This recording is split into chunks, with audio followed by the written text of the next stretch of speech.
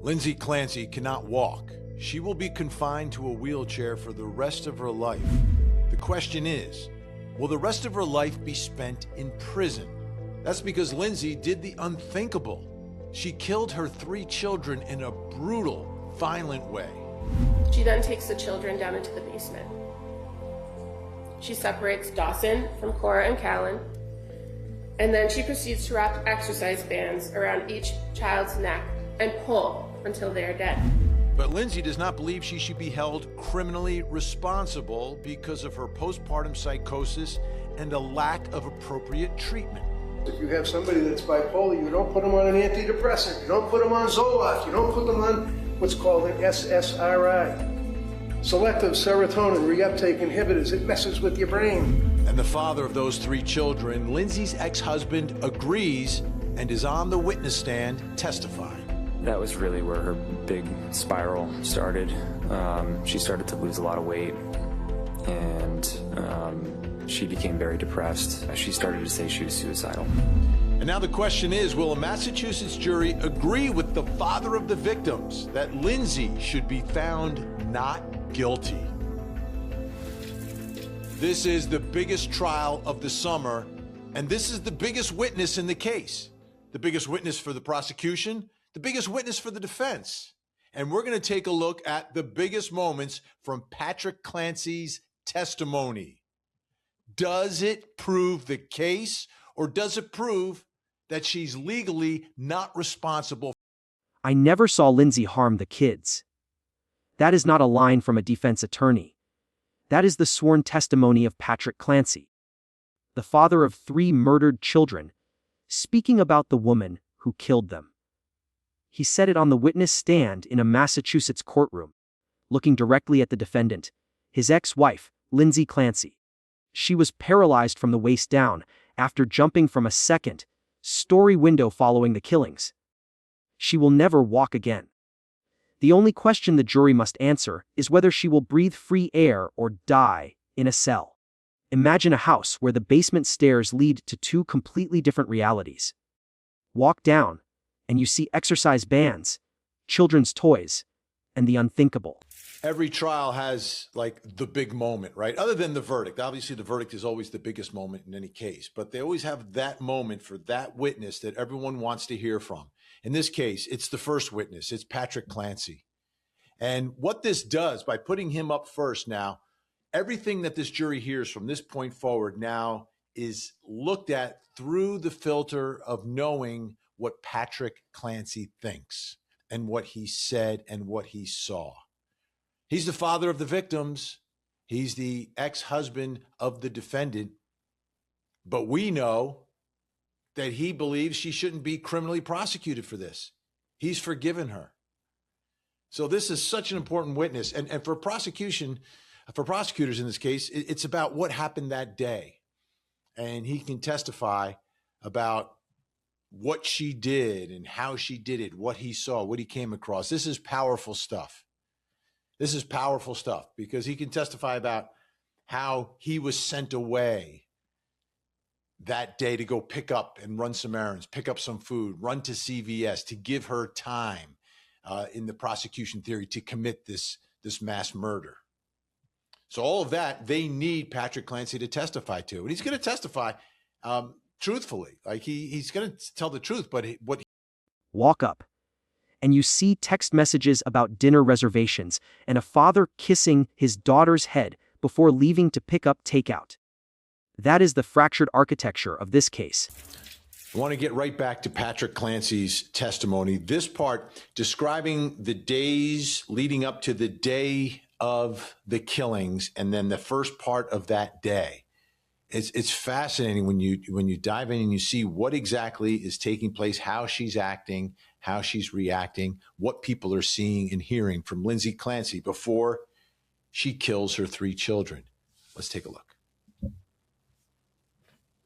Did Lindsay's parents visit you the weekend of January 21st through the 22nd? Yeah. And whose idea was that? Do you recall? I think it was theirs. I think they were just coming to visit to say hi. Okay. And what did you guys do that weekend?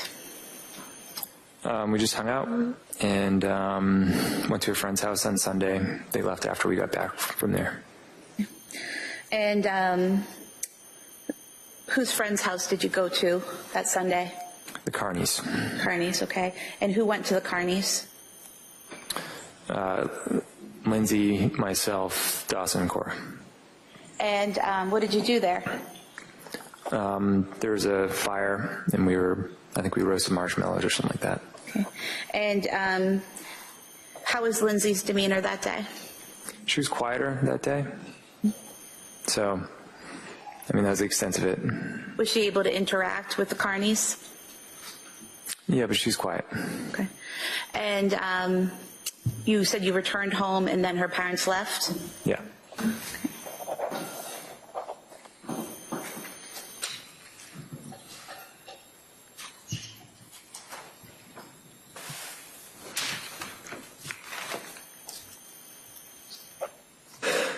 Do you recall Lindsay and her mom taking a picture together that weekend?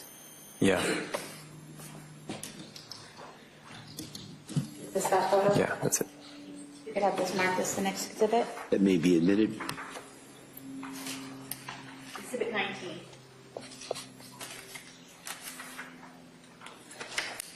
And Lindsay seemed to be doing better that weekend, correct?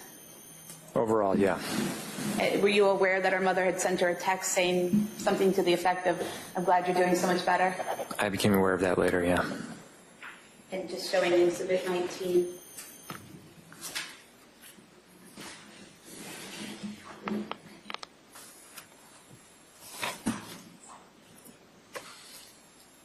And I'm sorry, Your Honor, I didn't mark the still photo from the Museum of Science. If we could have that as the next exhibit. Sure.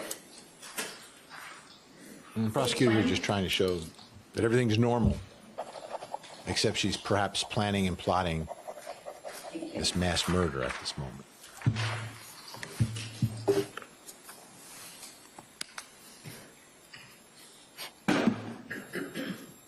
The same floor plan, the same family, the same day, split down the middle by an act so incomprehensible that the only witness who can explain it is the man who lost everything. Before we go deeper into what the documents actually show, make sure you are subscribed to the VerdictOrigin. Because we do not just cover the story, we follow the evidence. The official charges are 3 counts of first-degree murder. The prosecution's timeline is built on a sequence of mundane domestic details that, when re-examined, form the skeleton of premeditation. On January 24, 2023, Patrick Clancy worked from his home office in the basement. Lindsay took their daughter Cora to a scheduled doctor's appointment. They exchanged photographs by text. Dawson dressing himself for the first time, and Cora smiling at the clinic. Lindsay returned home at 8:30 am. The children built a snowman. She texted Patrick pictures. Hours later, she suggested ordering takeout from a restaurant called 3V.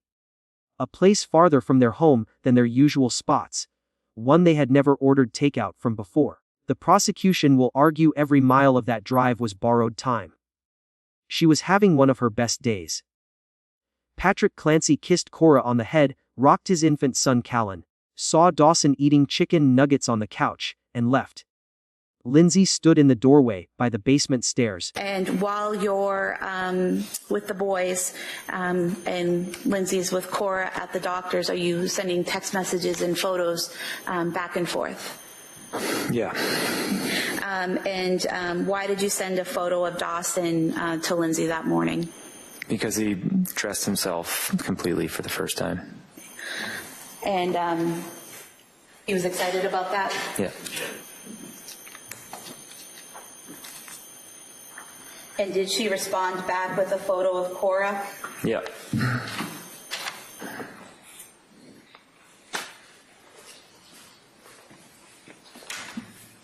Are these the photos you sent back and forth? Yeah.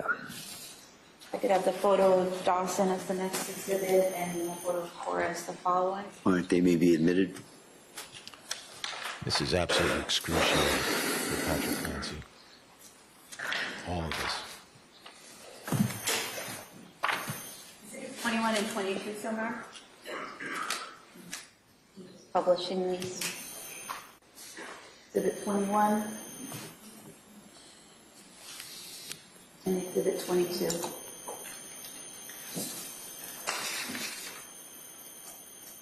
And while you were texting with Lindsay back and forth, were you able to understand her text messages? Yeah. Did she seem to understand yours in response? Yes. Okay. Did she return home? Yes. And do you recall around what time she got home that morning? 8:30. And once she got home, what did you do? I think I got ready for work. And while you were downstairs working in your office, do you know what Lindsay and the kids were doing? They built a snowman and they did some art projects. And how did you know this was happening? She texted me a picture. So Lindsay was continuing to text you and send you photographs throughout that day? Yeah, and I went up to say hi at one point. Okay.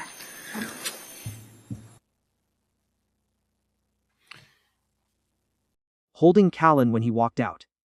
That image, a mother holding her child in a doorway, is now evidence. It's always difficult for victims when they have to come in and testify or watch a case. But for Patrick, what's different here is that most victims come in, but they know they have to do it because they want a sense of justice at the end of the day. They want the person accused prosecuted, sent to prison to pay the price for what they did. He doesn't want that. He doesn't believe in that. Yet he still has to go through all of this and relive all of this. And as I'm watching this poor man, it's brutal, absolutely brutal.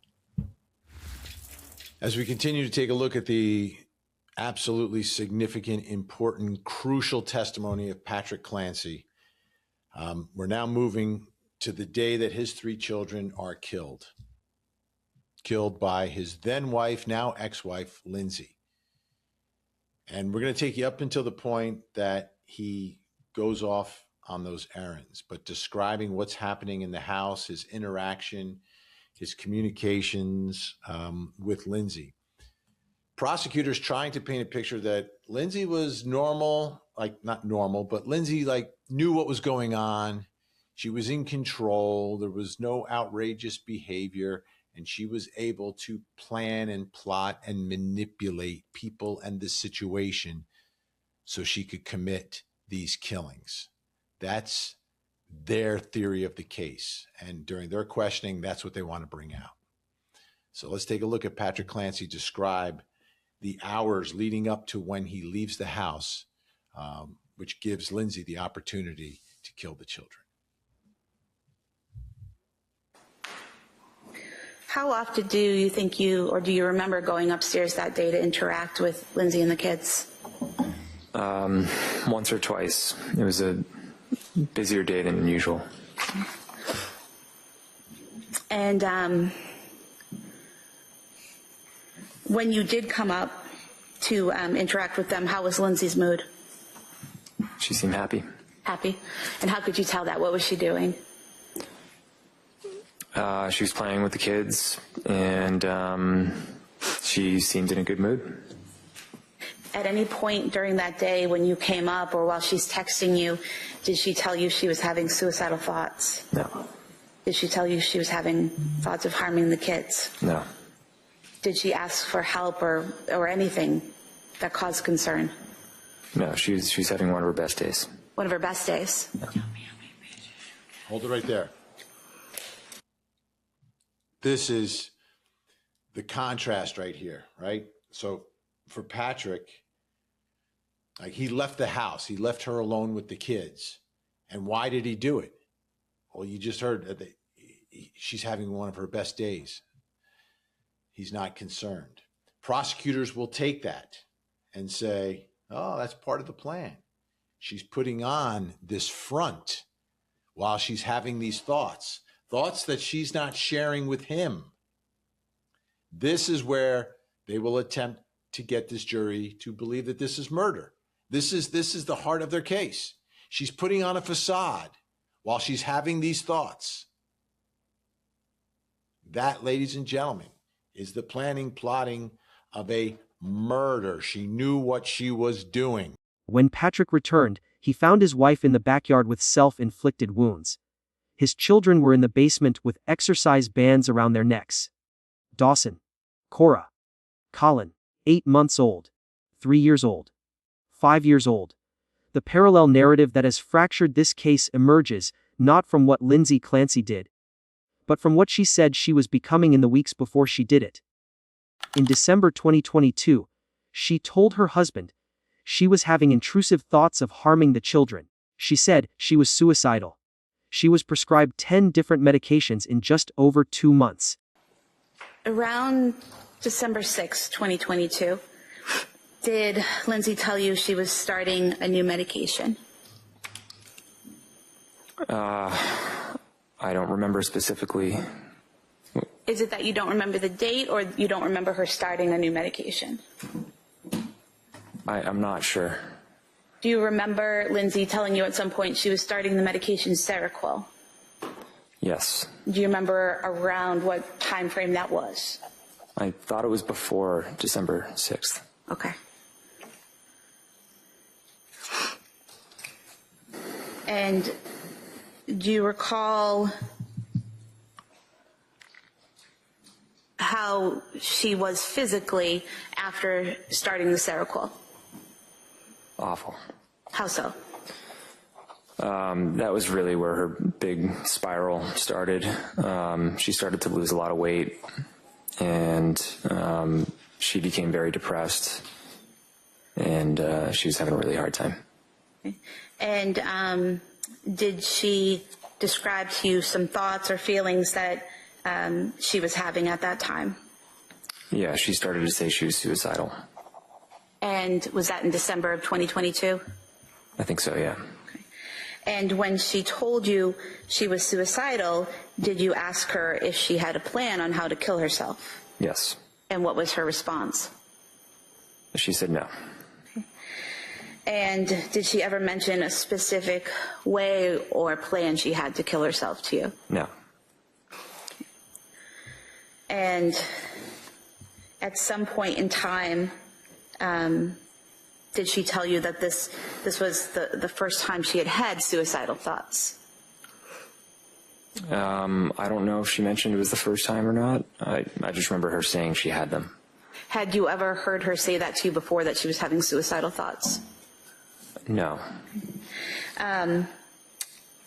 Did you own at that time a Surface Pro, a type of tablet that works as a laptop? Yeah. And who had access to that laptop? We both did. Okay. You and Lindsay? Yeah. And going back to August 22nd, 2022, did you click on a link on that Surface Pro that was titled Methods of Suicide? Not that I recall. Okay.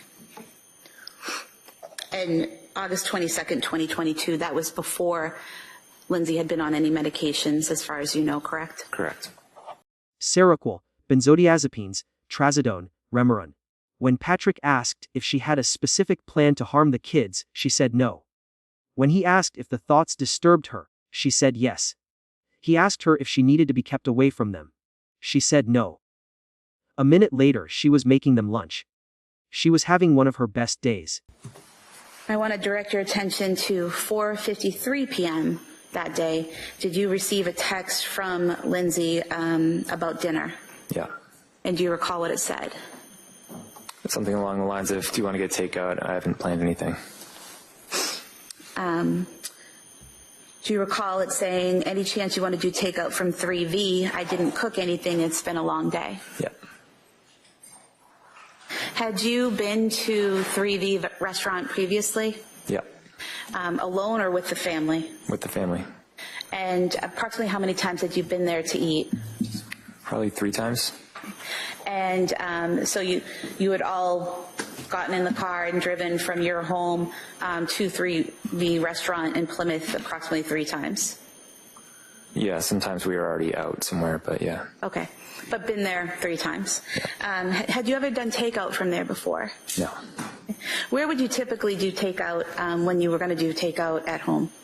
The Chestnut Grill. I think another one was West End Grill. Were those closer than 3V to your home? Yeah.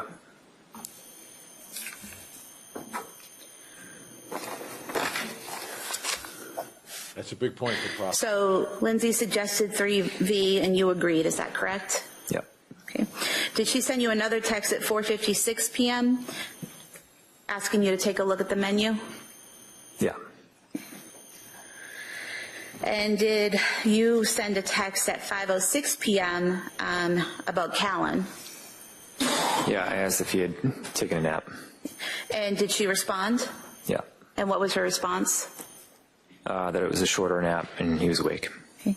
And at that time, did you also send a separate text asking what she was getting at 3V? Yeah. And what was her response? I don't remember what she ordered. Do you recall a Mediterranean power bowl? Yeah, that sounds right.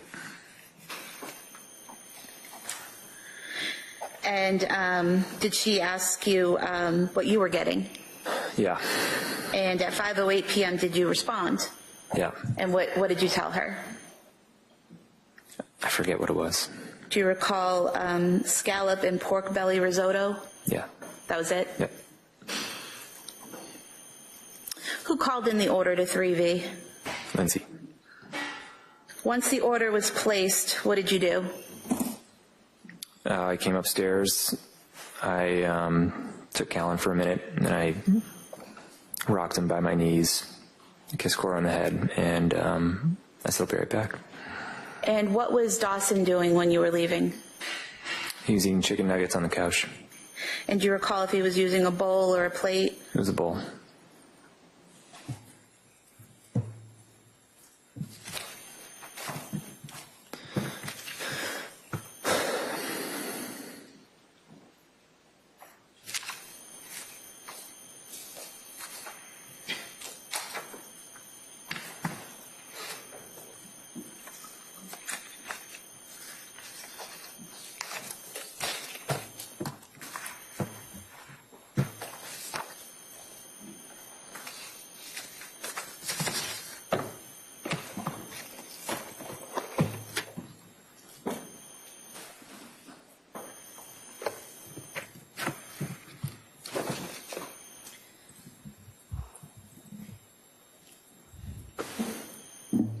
Do you remember what the defendant's, well, first of all, where was the defendant seated when you left the house, or was she seated?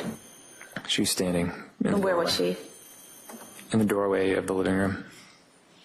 And was that the doorway by the front door or the doorway by the basement door? This doorway by the basement door. Okay. And did she have Callan, or where was Callan? She had Callan. Okay. And what was her demeanor? Normal.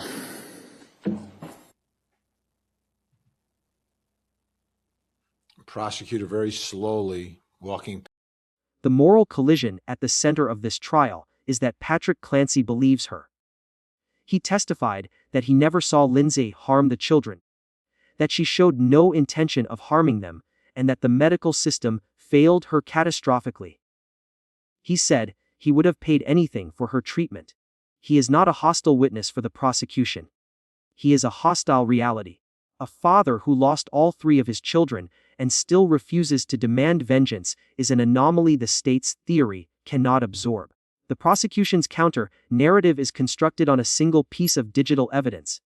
On August 22, 2022, months before Lindsay was prescribed any medication, someone searched for methods of suicide on the family's shared Surface Pro tablet. Patrick testified he did not recall clicking that link.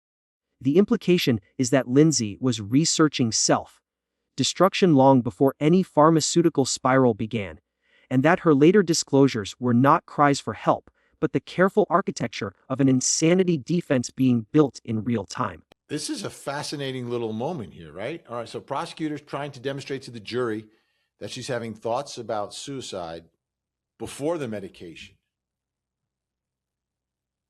How does that help them?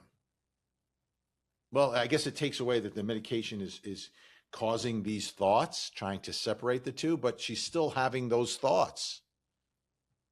Remember, part of all this is postpartum psychosis as well. Let's continue to watch. Going back to December, she's told you that she's having these thoughts. What's your reaction when she tells you that she's having these suicidal thoughts? I just wanted to support her. I asked those questions back to her, and her mother was coming up pretty regularly anyways, so we let them know, and we just try to be supportive. Did she also tell you at that time, at the beginning of December, that she was having some other intrusive thoughts? Yeah. Is that how she described them or how you described them, intrusive thoughts? I would say both. Okay. And when she told you that she was having intrusive thoughts, did you ask her what they were? Yeah. And what was her response? She described thoughts of hurting the kids or them having some sort of ailment. So like she was very worried that Cora had, whenever she had a stomach ache, she became overly worried that she was, had like a liver problem or something much more dramatic than it was. Okay. But going back to that first part, she said she had thoughts of harming the kids. Is that correct? Yeah. And did she tell you whether or not she had specific thoughts of how she would harm the kids? No. And she didn't describe that as hearing this external voice telling her to harm the kids, correct? Correct. She told you she was having intrusive thoughts herself of harming the children, correct? Correct. And did you ask her how she was going to harm the kids? I didn't ask it in that way. It was the same thing. I said, do you have a plan, and is it disturbing to you? And she said no, and then she said yes. And let me go back for a minute there. You said, do you have a plan? And she said no. What was the second question, second part of the question? I said, do you find it disturbing? Okay. And she said yes. And she described it as, really the way she was describing it as something that might happen to the kids. So it was more something might happen than she might do something. Is that correct? Yeah. Right And there for a second. What in a typical murder case, and this is, 3 counts of murder. Does the killer tell the victim's father that they're having these thoughts about committing this murder? Right? Like, does someone who's like planning and plotting a murder say that out loud? Why would you? Right? So there's obviously something else going on here, because we know the way a normal murder, not there are any normal ones, but like this is not a conversation that someone who's planning and plotting a murder would have in a typical sense. So I'm wondering how prosecutors are going to end up sort of packaging this at the end of the case to the jury, because I know the defense. Then there is McLean Hospital. Lindsay was admitted on January 1, 2023, after telling her father she wanted to die. She told Patrick the hospital gave her no treatment, just coloring, clay, and walks. Hospital records tell a different story. She attended group therapy on illness and symptom management. She attended sessions on self-compassion and medication management. She declined further treatment twice on January 5. She asked to be discharged early so she could attend Cora's birthday party. The prosecution will ask whether a woman truly in the grip of psychosis requests early release for a child's celebration, and then, 3 weeks later, kills that same child in the basement. Let's take a listen to Patrick Clancy talk about Lindsay at McLean Hospital, and he actually visited her while she was there and what she had to say about her own treatment. Let's take a look.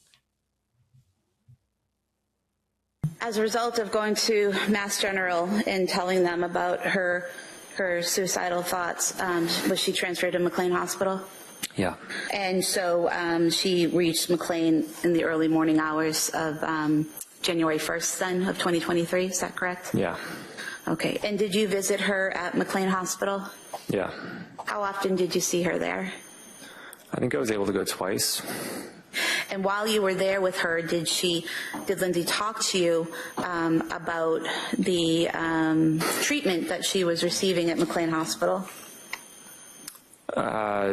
She told me about her experience. It didn't really seem like she was getting any treatment. Okay.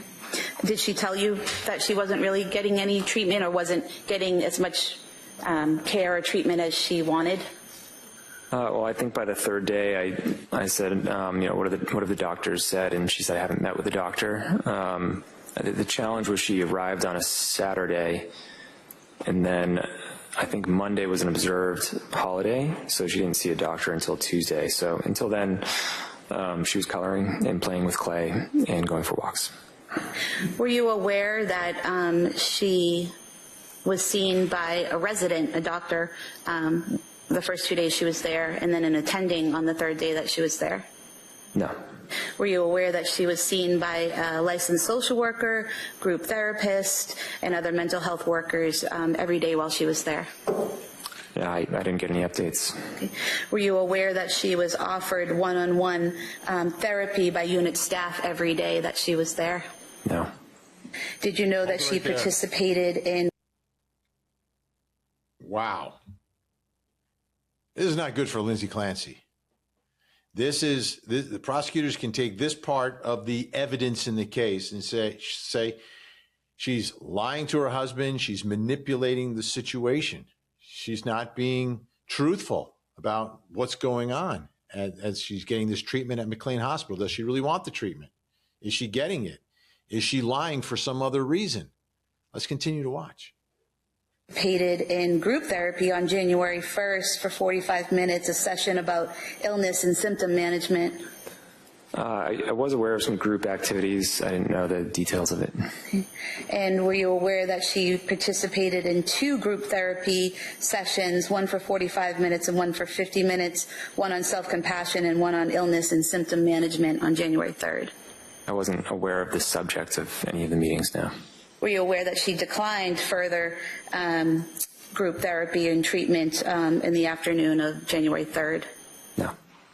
Were you aware that on January 4th she participated in a group for 40 minutes called medication management? No.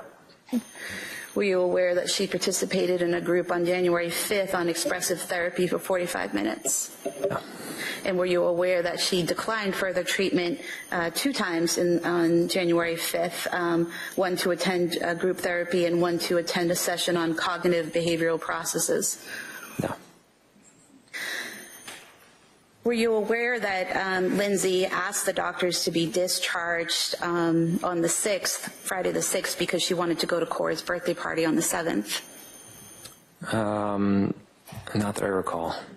Were you aware, or did Lindsay tell you that she then asked the doctors to discharge her on January 5th because she wanted to go home and get ready for the party? I wasn't aware of Lindsay asking the doctors to be discharged. Okay. Wow. Were there any insurance issues in terms of insurance refusing to pay for her stay at McLean Hospital? We didn't really get to that point. You weren't advised by the social worker or any staff there that there were any issues with your insurance, is that correct? Yeah, that's correct, but I wouldn't have cared either. And still could not stop the outcome. Either answer is devastating. What happens when the legal system must distinguish between a woman who planned murder and a woman who predicted it because she could feel herself losing the ability to prevent it? The trial venue has not been moved, but the jury has already been seated. Every juror now views every piece of evidence through the filter of Patrick Clancy's testimony. A father who described his daughter's love of princesses, his son's excitement over firefighters and Paw Patrol, and his infant son as simply a happy baby, while the woman who killed them sat 10 feet away breathing heavily. Seeing him for the first time in years. He has moved to New York. He has started a new chapter. He told the court he would have paid anything to save her. That single sentence, "I would have paid anything," is the gravitational center of this case. The prosecution cannot move it. The defense cannot improve upon it. We have posted a link to the public docket for the Commonwealth of Massachusetts versus Lindsay Clancy in the description below. Look at the motion filings. Read the language from the medical records submitted as exhibits. Then tell us in the comments, when a father forgives, does the law still have the right to demand punishment? If you want to see where this evidence leads, make sure you like this video, share it, subscribe to the VerdictOrigin, and turn on notifications. Because when that gavel falls, we will be here. And we follow the evidence, not the headlines.